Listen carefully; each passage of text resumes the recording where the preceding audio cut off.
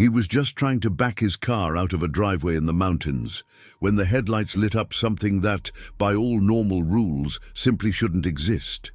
Tall. Too tall. Somewhere between 12 and 15 feet. Completely hairless, skin pale and tight over a skeleton-thin frame. No nose, no mouth, and eyes that weren't really eyes at all. Just empty sockets staring straight into him before the thing turned and ran into the trees like it had been caught doing something it shouldn't. Jake, do you think this is a monster? If it's that tall and doesn't have a face, yeah, we need to take this very seriously. Our story begins in the rural backroads of western North Carolina, in the shadows of the Appalachian Mountains. It's late evening, that in-between hour when the sky isn't exactly dark yet, but the world has already started to lose its color. The air is still, and the only sound is the crunch of gravel under tires. The witness isn't on some paranormal expedition. He's just leaving home, in a small car borrowed from his mother, heading out for something simple: food.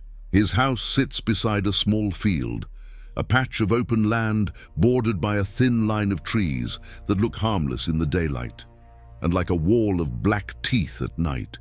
He pulls out of the driveway and starts a three-point turn, just like he's done countless times before.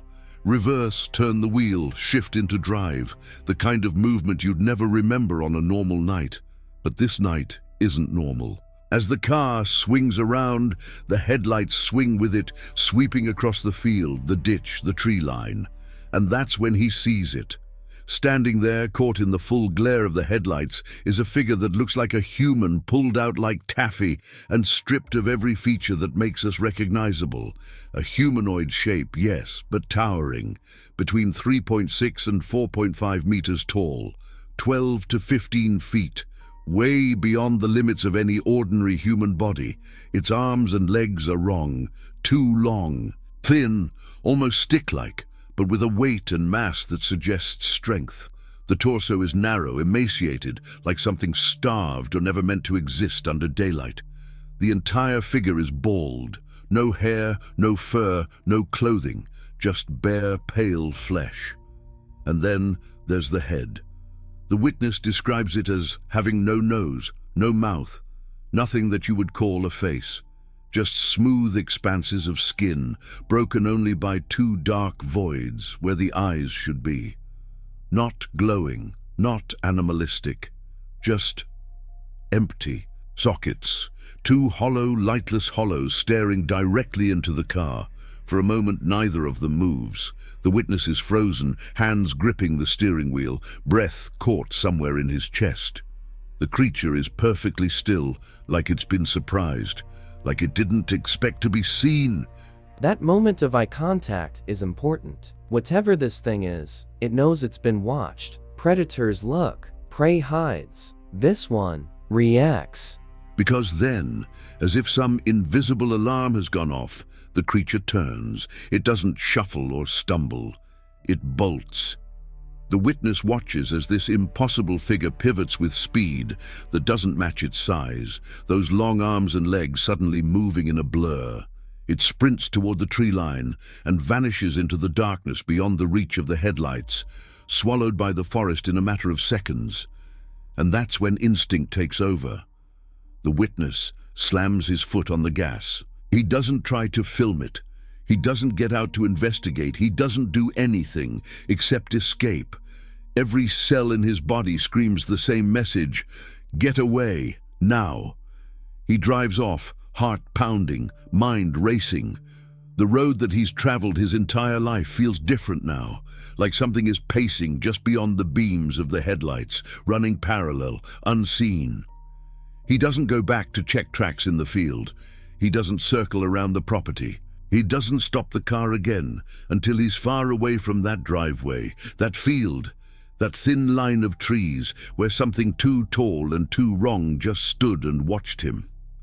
Later, when the adrenaline fades but the fear doesn't, the question starts to dig into him. What did I just see?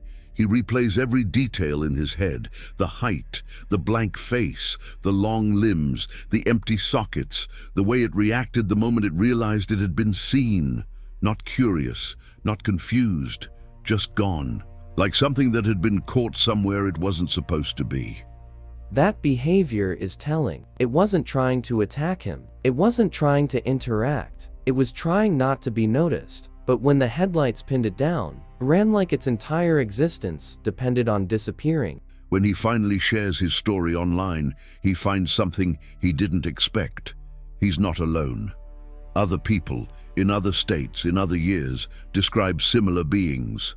Tall, pale, too thin, little to no facial features, watching, waiting, always at the edge of human vision, slipping back into shadow the moment they're exposed. Some call them watchers, some call them white things. Some think they belong to an older category of horror, something that doesn't fit neatly into the boxes we've made for ghosts, cryptids, or demons. Something that doesn't just haunt a house or a forest, but the edges of human perception itself. The witness admits one more thing. He never saw it again. He never went back looking for it. There are no photos, no video, no claw marks on the trees, no footprints in the dirt that he can prove. Just memory, fear, and that instant where his headlights revealed something that should not have been there at all.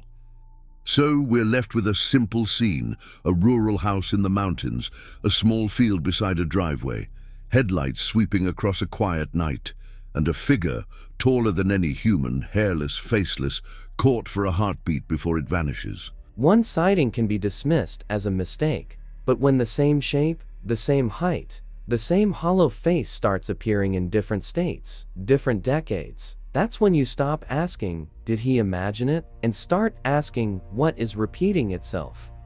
In the next part of this investigation, we're going to leave that driveway in North Carolina and follow the patterns into Alabama, into Ohio, into places where people have given these beings names, woven them into local legends, or quietly learned to avoid certain roads after dark. Because sometimes, when enough people see the same impossible thing, it stops being just a story and starts looking like a map. Patterns like this don't like to stay in one place. After the encounter in North Carolina, you'd expect the story to end there. One terrified witness, one impossible shape in a field, and a life that quietly moves on. But when he shares what he saw, the replies don't sound like people reacting to a unique nightmare. They sound like people recognizing something. That's the part I always watch for, when the comments stop sounding like curiosity and start sounding like memory. Buried among the usual jokes and skepticism, there are a few voices that cut through with a different tone, calm, almost resigned. One of them doesn't just say, "I've seen it too." They give it a category. They talk about watchers and psychotastral hunters. According to this anonymous researcher who claims to have kept notes for years, there are tall, pale, almost featureless beings that appear on the edges of human settlements, fields, graveyards, tree lines behind houses, the far end of country roads. They stand still, they observe, they vanish the moment they're noticed. Those are the watchers. And then, he says, there is something worse, hunters. He describes the watchers as dangerous in theory, but not immediately lethal. Their presence is wrong, their energy nauseating, but as long as they retreat after being seen, he believes they're following some kind of rule, a boundary, like they're not supposed to cross a certain line unless something changes. Superstition or not, that lines up with the behavior from the driveway thing. It didn't approach, it didn't test the car, it ran, almost like just being seen breaks the script. The same source talks about seeing a hunter only once, near an old cemetery known in the area for strange lights and stories of black dogs guarding mausoleums. The hunter, he claims, felt different from the moment he noticed it. The air around it felt heavier, hostile. Its posture wasn't passive. It wasn't standing at a distance watching. It seemed to be moving with intent. He doesn't go into full detail, but his conclusion is simple and chilling. I pray I never see one again. Now, on its own, that might just be a dramatic comment. But then another reply appears, this time from someone who grew up in Ohio. She's not talking about a cemetery.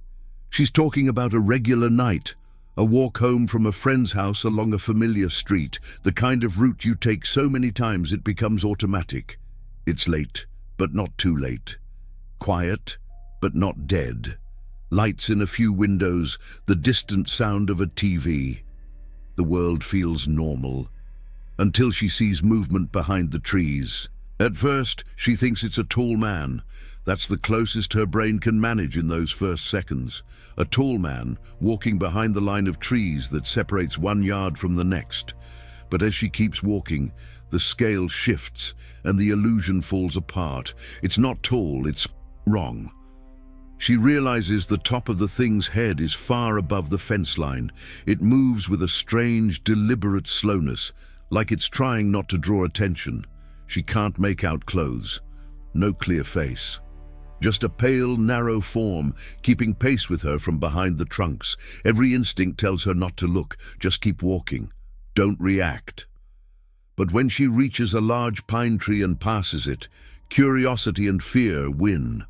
She turns her head, just enough to see behind the trunk, and there it is, pressed against the far side of the pine like it was trying to merge with the bark. The figure is thinner than any person she's ever seen.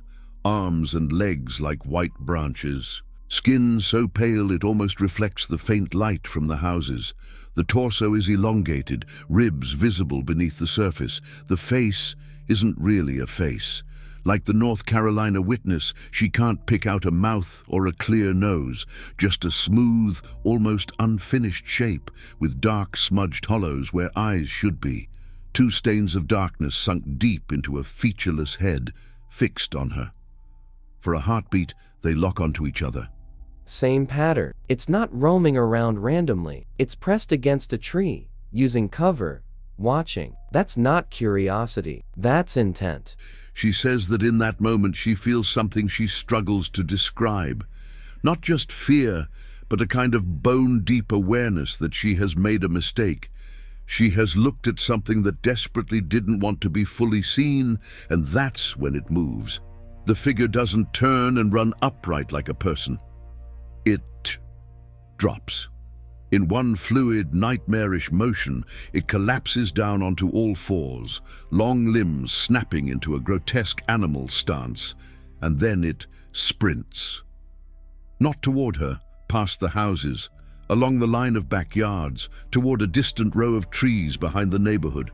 The sound of its movement doesn't match the speed. It's too light, too soft, like something that weighs less than it should, or knows exactly where to place its hands and feet. It flickers between shadow and half-light, a pale blur using fences, corners, and sheds as cover. She runs too. She doesn't remember every step, only the sensation of the sidewalk under her shoes, and the certainty that if she fell, if she hesitated, if she turned around and saw it again, something would break inside her. She reaches her front door, practically throws herself through it, and slams it shut. Only afterward, with her back against the door, lungs burning, does she realize how quiet it is. No footsteps behind her, no scraping at the wood, no sound at all, just her own heartbeat. That night, she checks the windows again and again, convinced she'll see a pale shape pressed against the glass, watching the way it clung to that pine tree. But she doesn't. The street stays empty. The yards are still. The thing, whatever it was, is gone. Notice that detail. Both in North Carolina and Ohio, the entity retreats once the connection is made. It doesn't attack. It doesn't stalk openly. It runs into the tree line, behind houses, towards cemeteries and fields, to places that feel like boundaries. Looking at these accounts side by side, you start to see the outline of a pattern that folklore would love to claim as its own. In older stories, especially around graveyards and borders between towns, there's a recurring theme: beings that watch from the limit of the known world. Guardians, scavengers, predators, Some legends describe tall, thin figures that linger near burial grounds, roads or forest edges, places where the living pass but don't stay. In some regions, they're said to be drawn to grief, in others, to fear. And in a few rare stories, they're divided into exactly what the anonymous online researcher called them: observers and chasers. Those who stand and watch, and those who decide to cross the line. Are these Reddit users unconsciously repeating old archetypes, or are the archetypes themselves echoes of something that's never stopped appearing, reshaping itself for each generation's language? The more I look at this, the more it feels like we're not dealing with one isolated monster, but a role something keeps playing, a shape the dark puts on when it wants to stand right at the edge of our comfort and remind us we're being watched. The question then isn't just what these things are, it's why they keep showing up on the borders of towns, of graveyards, of our vision, and what happens when one of them decides that watching isn't enough. In the years after that night in North Carolina, the original witness tried to move on, but the image of that towering, faceless shape standing in his headlights wouldn't leave him alone. So he did what most people do now when they see something they can't explain. He went looking for proof that he wasn't the only one. Buried in old forum threads, abandoned blogs, and long-forgotten Facebook groups, he starts finding fragments, little pieces of a pattern that feel uncomfortably familiar. One of them comes from the northern part of Alabama, around 2009. In that account, a man describes something his sister saw late one night near the edge of a small town. She was driving along a quiet road, the kind that runs parallel to drainage ditches and culverts cut into the ground to guide rainwater away from the streets. To her left were houses and streetlights. To her right, nothing but a shallow ditch, a strip of grass, and the black outline of trees beyond. Her headlights swept along the ditch and froze on something standing inside it. At first she thought it was a deer, or maybe a person hunched over. But as the car rolled closer, the shape began to make sense in the worst way possible. It was standing in the ditch, yet its upper body still rose higher than a normal person on the road would. It was extremely tall, but not in a healthy way. Its body was bent, as if folded to fit into the shallow trench. The skin, what little she could see, was an unnatural white, almost colorless. No hair, no clothing, no clear features. She realized with horror that the thing had no visible mouth. No eyes she could lock onto, just the vague foundation of a face, like something that had been started and never finished. Her brother later wrote that she described it as the same kind of hellishly lanky thing he'd seen rumors about online, a shape that appeared over and over in scattered accounts from different states. Sometimes people compared it to a white Bigfoot, but thinner, smoother, wrong. Other times, they didn't give it a name at all. They just called it that thing. People who are lying usually oversell the details. Here, they all struggle with the same problem. There's nothing to grab onto. No hair, no clothes, no scars, no expression. Just height, pallor, and absence. Like the important parts of the face have been erased. What makes the Alabama case more unsettling is what happened after the sighting. The brother, spooked but curious, didn't leave it alone. He gathered a few friends and went back to the area during the day to see where exactly this thing had been standing. The ditch looked ordinary. Grass, mud, trash washed there by the rain. But when they followed the line of the ditch further along the road, they realized it wasn't just a shallow groove cut into the earth. In several spots, it vanished under the asphalt, turning into dark, concrete tunnels, wide enough for a person to duck and walk through. Drainage conduits, culverts, man-made veins under the town. He and his group started mapping them, following where the water and anything else would naturally flow. Many of the tunnels connected to larger drainage systems, to culverts under highways, to places that opened out into patches of woods, and eventually to the black mouths of abandoned storm drains and cave-like recesses. That's when a sick thought settled in. If something wanted to move unseen between neighborhoods, roads, fields, and forest lines, it could use these. If you were a predator that didn't want to be on camera, you wouldn't cross open yards. You'd hug the borders, drainage ditches, tree lines, the backs of cemeteries. And if you were smart or old, you'd learn the underground routes, sewers, culverts, dry creek beds, places no one looks at twice. The brother claims he found a small community online dedicated to these beings, people trading sightings, diagrams, and local legends. Some of them insisted that whatever these tall, pale things are, they live in the dark. In caves, in abandoned mines, in sewer systems. They only surface along those liminal spaces we built without thinking about what might share them. Others pushed it even further. They suggested that what people are seeing isn't a single species, but a protozoa that gets filled. In older folklore, they pointed out, entities that resemble these watchers are almost always placed on thresholds, guarding gates, patrolling borders, standing near graveyards and riverbanks. They keep watch where one world bleeds into the next. When you line up the stories, that idea doesn't sound so distant. In Faceless, North Carolina, so the thing stands at the edge of a field, a step away from the tree line, seen only because a car's headlights sweep across it at the perfect moment. In Ohio, it clings to the back of a pine tree at the boundary between backyards and raw woods, using the tree itself as a shield while watching someone walk home along the edge of safety. In Alabama, it crouches in a drainage ditch, another kind of border, half in the open world, half positioned over a system of buried tunnels leading back into deeper darkness. 3 places, 3 borders.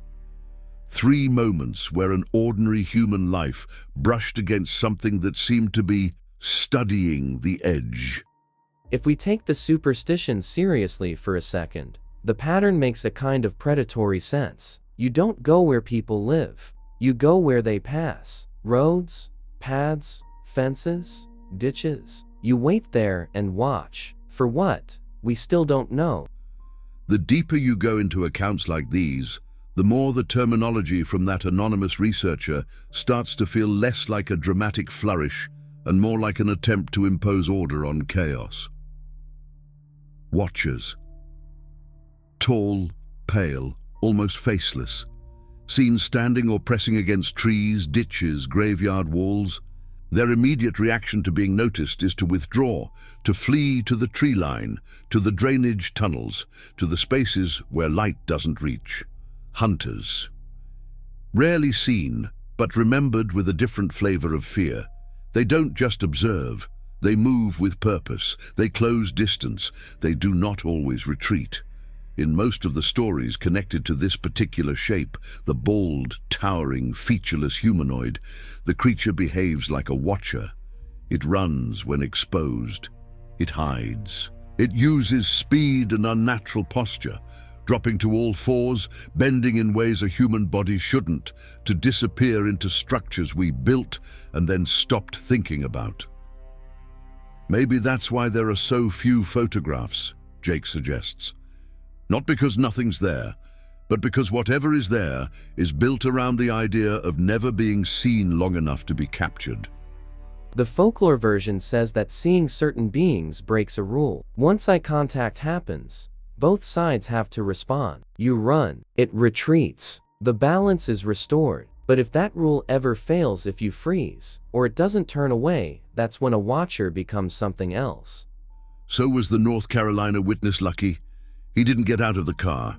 He didn't go back to the field with a flashlight. He didn't lean over the ditch in Alabama. He didn't chase the thing that dropped to all fours in Ohio to see where it went after the tree line. He looked. It fled. The rule held.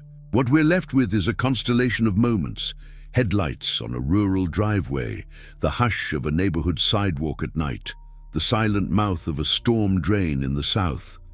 In each of them, someone ordinary sees something that shouldn't exist, only for it to vanish back into the dark infrastructure beneath our lives. Maybe these are just converging hallucinations. Different people in different years filling the same blank space in their fear with the same vague shape. Tall, white, hollow-faced. A living absence projected onto the shadows between trees and the gaps between houses. Or maybe they're glimpses of something that prefers to stay below our world, traveling the arteries of water and concrete we've laid under our towns, surfacing only when it needs to check the border between its darkness and our light. The next time your headlights sweep across a field, or you walk past a lone tree at the edge of a yard, or you hear the hollow echo of water moving through a culvert under your feet, you probably won't see anything at all. But if, for just a fraction of a second, you feel like something impossibly tall and unfinished is standing perfectly still, watching you from the edge, you'll have to decide what's easier to live with. That your mind created a monster out of nothing, or that for once you caught one looking back.